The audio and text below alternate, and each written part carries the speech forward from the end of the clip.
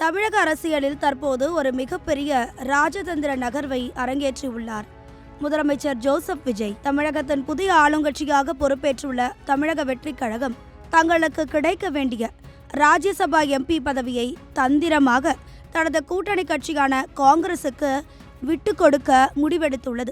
அதிமுகவின் முன்னாள் அமைச்சர் சி.வி. சண்முகம் ராஜினாமா செய்ததால் காலியாக உள்ள அந்த ஒரு இடத்திற்கு வரும் ஜூன் 18ஆம் தேதி இடைத்தேர்தல் நடைபெற உள்ளது. ஆளுங்கட்சி என்ற முறையில் தாவேகா இந்த இடத்தை எளிதாக கைப்பற்றி தனது முதல் நாடாளுமன்ற பிரதிநிதித்துவத்தை பெற்றிருக்க முடியும். ஆனால் விஜய் ஏன் இந்த பதவியை விட்டுக் கொடுத்தார் என்பதுதான் தற்போதைய ஹாட் டாபிக்.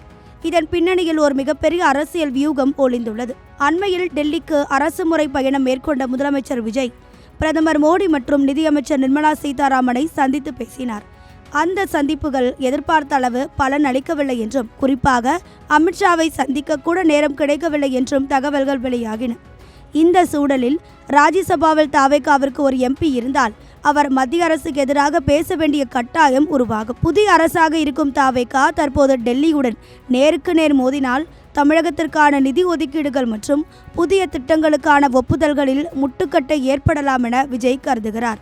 மத்திய அரசுடன் தேவையற்ற அரசியல் மோதலை தவிர்த்து சுமூகமான உறவை பேணுவதன் மூலமே தமிழகத்தின் வளர்ச்சி திட்டங்களை சீராக முன்னெடுக்க முடியும் என விஜய் கணக்கு போடுகிறார். இதற்காக தான் அந்த ராஜ்யசபா இடத்தை காங்கிரஸ் கட்சியின் தேசிய தரவு பகுப்பாய்வு பிரிவு தலைவர் பிரவீன் சக்கரவர்த்திக்கு வழங்க முடிவு செய்துள்ளார்.